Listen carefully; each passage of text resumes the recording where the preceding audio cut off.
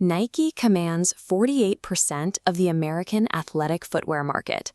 This dominant position rests on a business model that prioritizes the commodification of human emotion over the sale of physical equipment.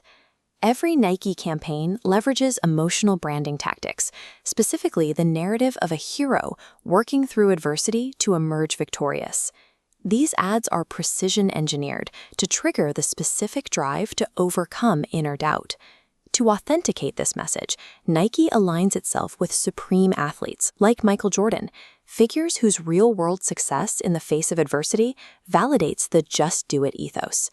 This sports-based ethos forces a confrontation with the voice in a consumer's head that says, "I can't," building a level of brand loyalty that spans generations. The Nike empire was built on the flawless translation of human triumph into a marketable consumer identity. By the 1990s, the aspirational narrative used to sell the brand began to clash with the physical reality of its supply chain. In 1991, activist Jeff Bollinger published a report on Nike's Indonesian contract factories. He revealed that workers were earning as little as 14 cents an hour, a rate well below the national minimum wage. The public relations crisis intensified in 1996 when Life magazine ran a photo of a 12-year-old Pakistani boy hand-sewing a Nike soccer ball. These reports directly threatened Nike's billion-dollar equity. The brand's core message of empowerment was now tethered to evidence of exploitation. For a company built on human triumph, a supply chain rooted in human suffering became an existential risk. Nike's initial strategy focused on deflection. Executives claimed they had no direct control over working conditions because the factories were run by independent subcontractors.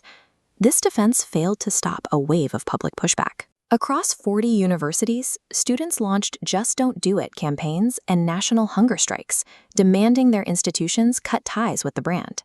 To survive the backlash, Nike shifted toward institutional reform.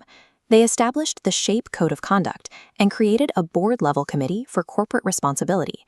This accountability system mandated 600 annual factory audits.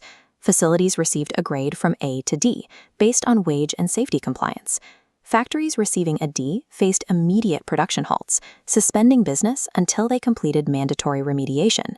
Maintaining the brand now required total supply chain engineering, forcing Nike to grant human rights groups access to their production lines. Institutionalizing labor reforms brought the next major threat into focus: the apparel industry's massive contribution to global greenhouse gas emissions. Nike launched the Move to Zero initiative as a proactive strategy to achieve zero carbon and zero waste throughout its supply chain and product life cycles. They targeted specific manufacturing pollutants, such as sulfur hexafluoride. This potent greenhouse gas was used to fill Air-branded cushions until Nike phased it out entirely in 2006. In 2012, the company introduced Flyknit technology. By micro-engineering shoes rather than using traditional cut-and-sew methods, Nike reduced manufacturing waste by an average of 60%. Sustainability became the new frontier of risk management, adapting the company to shifts in consumer expectations. This chart shows environmental scores across the industry.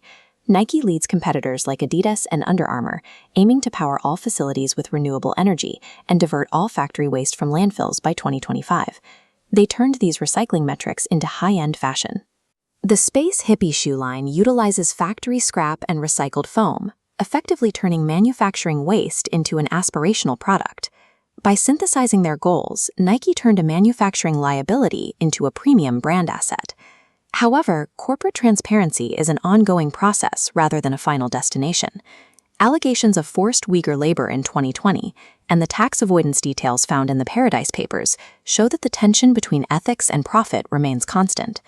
In the age of hyper-accountability, emotional storytelling is only effective when a global brand is willing to relentlessly engineer its reality to match its promises.